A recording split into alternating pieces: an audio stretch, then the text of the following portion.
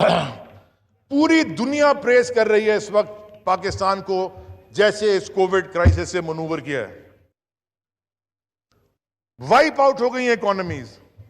लेकिन स्पीकर साहब, मैं आखिर में बताना चाहता हूं कि इन सब प्रेशर्स के बावजूद जो ग्लोबल जीडीपी ग्रोथ है, ये उसके फिगर्स हैं वर्ल्ड इकोनॉमिक आउटलुक के।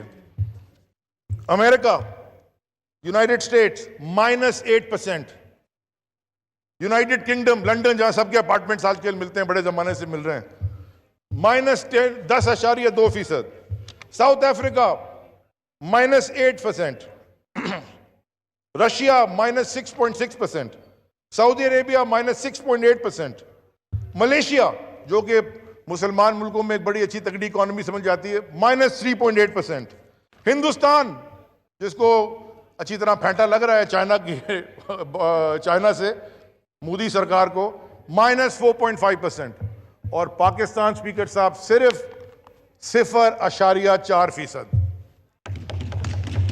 ये डेटा अगर किसी को नजर नहीं आ रहा, ये हमारा नहीं, वर्ल्ड इकोनॉमिक आउटलुक है जो IMF, international monetary fund IMF उसका सोर्स है। अगर ये डेटा किसी को नजर ना आए और वो तनकीद करे, फिर वो ऑपोजिशन बड़ा ऑपोजिशन है, वो क्रिटिकल एनालिसिस किसी चीज का नहीं है। स्पीकर साहब, मैं जल्दी से थोड़ा अपनी वजारत के बारे में भी आपको बता दूं।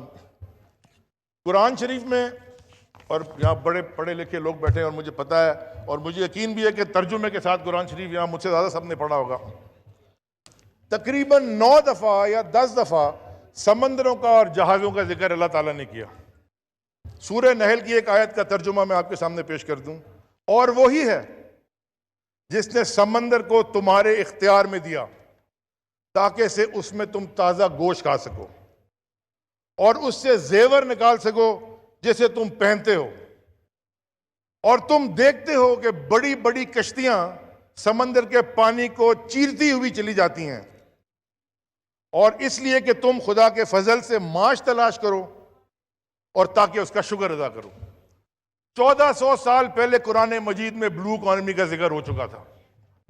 ये ब्लू इकोनॉमी कॉन्सेप्ट जो इस मुल्क में कभी आज से पहले हुए ही नहीं थे, कभी किसी ने बात ही नहीं की, और जब मैंने पहली दफा ब्लू इकोनॉमी की बात की तो लोग मुझसे बड़े पूछते थे ये क्या चीज है। स्पीकर साहब, जैसे इंडस्ट्रियल इकोनॉमी होती है, एग्रीकल्चर इकोनॉमी होती है, डिजिटल इकोनॉमी होती है, इसी तरह एक ब्लू इकोनॉमी भी होती है। तो हमने वजीर बनने के बाद कुछ बड़े ऐसे स्टेप्स लिए जो पाकिस्तान की तारीख में इस मिनिस्ट्री में कभी भी नहीं हुए।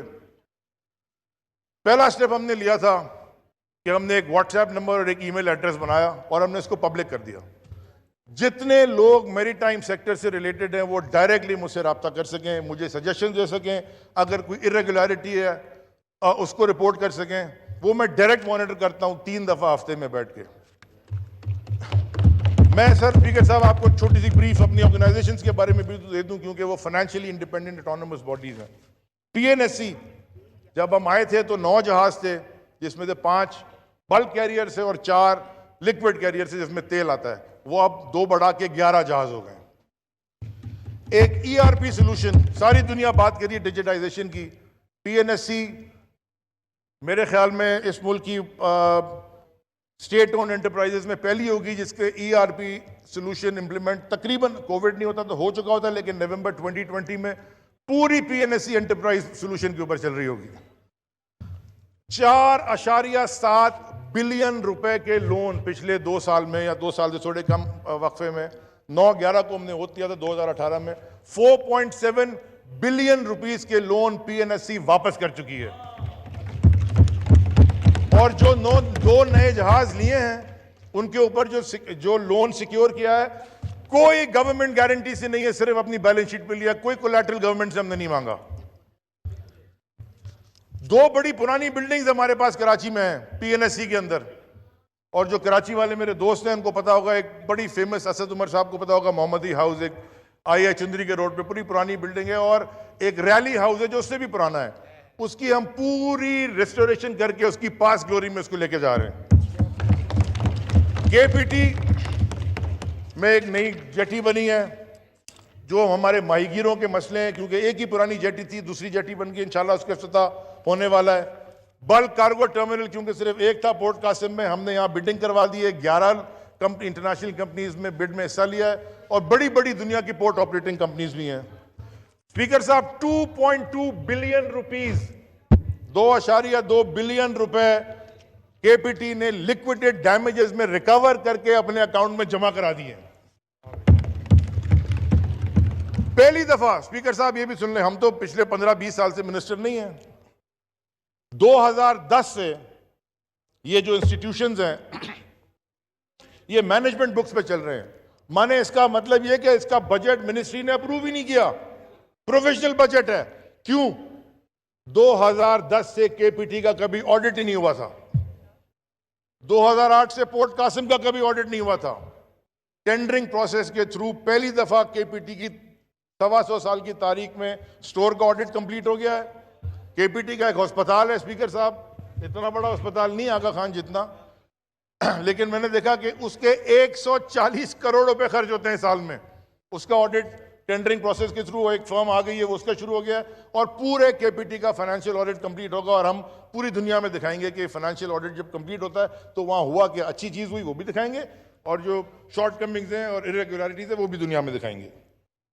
पोर्ट कासिम अथॉरिटी स्पीकर साहब, पिछले 2 साल के कंसेक्यूटिव पोर्ट कासिम अथॉरिटी में highest revenue in the history of port Qasim हुआ है।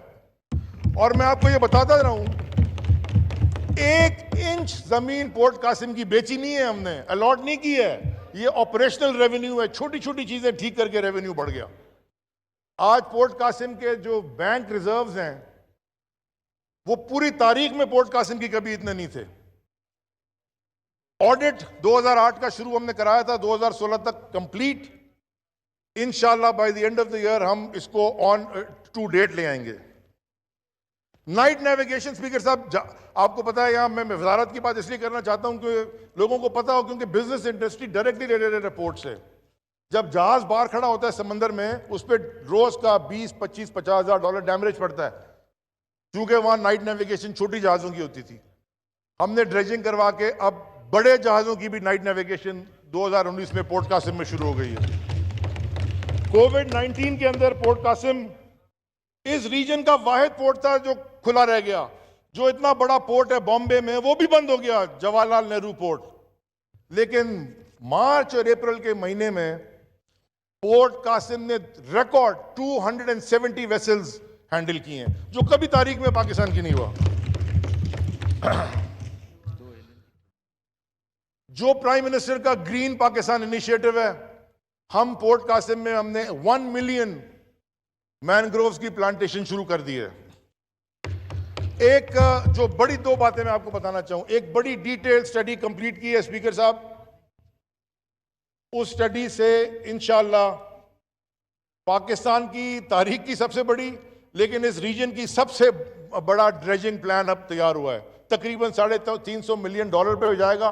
और मैं आपको ये बता दूं कि हम फेडरल गवर्नमेंट से कोई पैसे नहीं लेंगे, हम अपनी ऑटोनमस बॉडी है वो हम खुद फंड करेंगे। उससे तकरीबन 8 नए टर्मिनल्स पोर्ट कासिम में निकलेंगे, जो 1.6 से 2 बिलियन डॉलर्स तक की डायरेक्ट इन्वेस्टमेंट लेके आएंगे। पूरा पोर्ट कासिम का इंडस्ट्रियल इंफ्रास्ट्रक्चर का प्लान कंप्लीट हो गया है, बिडिंग हो गई है। जितना इंडस्ट्रियल एरिया है पोर्ट कासिम का, roads, sewage plants, water distribution, power distribution, ये कंप्लीट हो गया है। ये रेजिडेंशियल अकोमोडेशन, उनके लिए स्कूल और कॉलेज, एक state of the art sports centre, जिसमें एक फर्स्ट क्लास मैच कराने वाला क्रिकेट ग्राउंड, असद उमर को बड़ी खुशी होगी किसी दिन जब बन जाएगा तो खेलेंगे। 3 बिलियन रुपए का वो प्रोजेक्ट हम अब ईसीसी में अप्रूवल के लिए लेके जा रहे हैं। वो प्रोजेक्ट प्लानिंग कंप्लीट हो गई है। Again no funding from the government. Gwadar port और आपके दिल के खास करीब, कहते हैं कि सीपेक शुरू मुराद से इससे होता है और खत्म अली जदी पे होता है। मैं कहता हूं सीपेक शुरू अली जदी से होता है और खत्म मुराद से पे होता है। एक उधर है रोड और एक इधर है समंदर। स्पीकर साहब, 15 साल से गवादर पोर्ट की एक कंसेशन एग्रीमेंट था, जो कि मिनिस्ट्रियों में फाइलें घूम रही थी। वो कंसेशन एग्रीमेंट 1.25 साल 1.5 साल में लगा, वो हमने फिर ईसीसी से भी, कैबिनेट से भी, और पिछले हफ्ते सेनेट में भी बड़ी उस पर डिबेट हुई, वहां से भी, सेनेट की कमेटी से भी, वहां से भी अप्रूव हो गया। ईस्ट बे एक्सप्रेसवे जो कनेक्ट करेगी गवादर पोर्ट को, उसमें जो भी रुकावटें थी वो कंप्लीट हो गई है। इंशाल्लाह वो भी अगले साल के मिडिल में कंप्लीट हो जाएगी। माहीगीरों के लिए एक बड़ा इशू था ईस्ट बे में ब्रेक वाटर का, वो बड़े कंप्लेन करते थे। प्राइम मिनिस्टर की हिदायत पे हमने वो भी, तो एक ही पीएसडीपी का हमारा प्रोजेक्ट है, या छोटे छोटे दो, असद उमर साहब की मेहरबानी है, इंशाल्लाह उस पर भी काम इस साल शुरू हो जाएगा। अफगान ट्रांजिट ट्रेड वहां शुरू हो चुकी है, इसलिए पोर्ट गवादर पोर्ट ऐसा ऐसा ऑपरेशनल हो रहा है। जो दूसरी चीज है स्पीकर साहब, ये भी पाकिस्तान की तारीख में पहली दफा हुआ, कुरंगी फिश हार्बर अथॉरिटी, ये कराची में है। ये जो डीप सी फिशिंग है वो मिनिस्ट्री ऑफ मैरीटाइम के अंदर आती है। जो फिशरीज है वो सूबाई सब्जेक्ट है। फिशरीज पे मैं जितनी कम बात करूं वो कम है। इंशाल्लाह 2-4 दिन में जीआईटीज जब रिलीज हो जाएंगी तो उसमें फिशरीज का बड़ा जिक्र है, खुद पता चल जाएगा सूबाई फिशरीज का। डीप वाटर की जो मैरीटाइम के अंडर आती है, हमने पूरी फंडिंग सिक्योर की, और मैं खास तौर पे असद उमर साहब आपकी तो तवज्जो चाहूंगा, जापानीज गवर्नमेंट का खास तौर पे शुक्रिया अदा करना चाहता हूं। पूरा कुरंगी फिश हार्बर को रीवैम्प करने की, ड्रेजिंग करने की, उसकी जेटी को ठीक करने की, उसके ऑक्शन हॉल को अपग्रेड करने की, बिजनेस सेंटर बनाने की फंडिंग हमने जापान से सिक्योर कर ली है। और ये लोन नहीं है स्पीकर साहब, लोन नहीं लिया सर। बड़े बड़े नए प्रेसिडेंट सेट हुए हैं, अगर मैं जाऊं तो बड़े लंबे, लेकिन मैं आखिर में जल्दी से पढ़ देता हूं, मुझे पता है और लोगों को भी। एक नई मैनिंग कंपनी हमने सेटअप की है पीएनएससी के अंदर, क्योंकि हमारे आज स्पीकर साहब सी फेयरर्स डे है, इंटरनेशनल सी फेयरर्स डे, जो हमारे सेलर्स होते हैं। ये बड़ा मुश्किल काम है, और खास तौर पे कोविड में कई दिन से वो पोर्ट्स पे दुनिया भर के वो जहाजों में फंसे हुए हैं, क्योंकि उनको ऑफलोड करने की कोई जगह नहीं है, कोई एयरपोर्ट उनके लिए नहीं खुला। ऐसा चीजें खुल रही हैं, तो आज उनके लिए खास, आज क्योंकि आज सी फेयरर्स डे है, मैंने इसलिए आज तकरीर भी अपनी की ताकि मैं उनका खास जिक्र कर सकूं। उनके लिए हमने एक नई मैनिंग कंपनी की है, क्योंकि पाकिस्तान में 400-450 हर साल नए फ्रेश ग्रेजुएट्स आते हैं और बहुत सारे बाहर हैं। वो नई मैनिंग कंपनी जो पीएनएससी में जिनको नौकरी नहीं मिलेगी, हम उनकी हेल्प करेंगे, फॉरेन वेसल्स के ऊपर चले जाएं। स्पीकर साहब, मैं आपको एक बात बताऊं, फिलीपींस, वो हमसे कोई बहुत बड़ा आगे मुल्क तो नहीं है, फिलीपींस की जो फॉरेन रेमिटेंस है, जो लोग बाहर जाते हैं नौकरी करके और फॉरेन एक्सचेंज बेचते हैं, जो सी फेयरर्स की फॉरेन रेमिटेंस है वो 2019 में $6 बिलियन क्रॉस कर गई। हम 50 मिलियन मुश्किल से करते हैं, और हमारे पास इतनी खूबसूरत कोस्टल बेल्ट है, और 2 और तीसरा बड़ा पोर्ट बन रहा है। तो ये सी फेयरर्स को जितनी हम ट्रेनिंग करके बाहर नौकरियों पे भेजेंगे, उतनी हमारी फॉरेन रेमिटेंसेस बढ़ेंगी। तो इसके लिए हमने पूरा प्लान बना के नई एक कंपनी खड़ी की है जो उनकी हेल्प करेगी। स्पीकर साहब, जो एक बहुत बड़ा काम हुआ है, और मैं शुक्रगुजार हूं उन सारे मिनिस्टर्स का, कैबिनेट के सारे मेंबर्स का, जिन्होंने इसमें मेरी बड़ी हेल्प की। हम एक नई शिपिंग पॉलिसी हमने इंट्रोड्यूस कराई, जो कि बहुत बैक एंड फोर्थ होने के बाद ईसीसी और कैबिनेट के बाद अप्रूवल हो गई, इस साल बजट में है। अगर पाकिस्तान को मैरीटाइम नेशन में कन्वर्ट करना है और ब्लू इकोनॉमी का फायदा लेना है, तो हमने अपने वेसल्स बढ़ाने पड़ेंगे।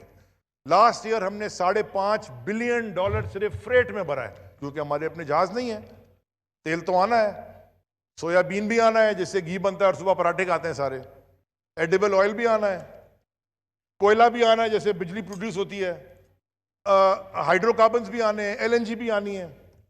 हम जो नई शिपिंग पॉलिसी लेके आए स्पीकर साहब, 2030 तक, टिल द ईयर 2030, अगर कोई पाकिस्तानी बिजनेसमैन जहाज खरीद के पाकिस्तान में रजिस्टर करता है और पाकिस्तान का फ्लैग कैरी करता है, उसको शिप की इनकम पे no sales tax, no income tax और no custom duty till the year 2030। इससे एम्प्लॉयमेंट भी बढ़ेगी और आपके फॉरेन जो आपके कंपोनेंट एक्सचेंज कंपोनेंट के ऊपर जो प्रेशर है वो भी कम होगा, बशर्त है कि वो सिर्फ रुपए में चार्ज कर सकते हैं, डॉलर में चार्ज नहीं कर सकते। और वो मुझे कह रहे हैं पराठे कम खाया करो, मैं तो खाई नहीं है, बड़े दिन से खिलाते ही नहीं है। और उनको स्पीकर साहब फर्स्ट बर्थिंग राइट मिलेगा। मैंने आपसे पहले कहा अगर बाहर खड़ा होता है उसमें डैमेज लगता है, पाकिस्तानी फ्लैग वाला आएगा उसको पोर्ट पे पहले जगह मिलेगी। तो हम इंसेंटिवाइज कर रहे हैं कि लोग आके इधर जहाज अपने खरीदें। पहली दफा पाकिस्तान को स्पीकर साहब इन्फोफिश जो कि एक FWO का इदारा है जो कि फिशरीज को डेटा जिसका कंपाइल करता है उसकी चेयरमैनशिप हमें मिली है। पहली दफा पाकिस्तान की तारीख में IOTC Indian ocean tuna commission जो कि अगेन एक IMO की बॉडी है उसका यहां पे लास्ट ईयर वर्कशॉप हुई। आज 53% ऑफ योर कैच जो कभी भी नहीं था 3 से 4% था 53% ऑफ योर कैच उसका डेटा IOTC से वेरीफाई होना शुरू हो गया है।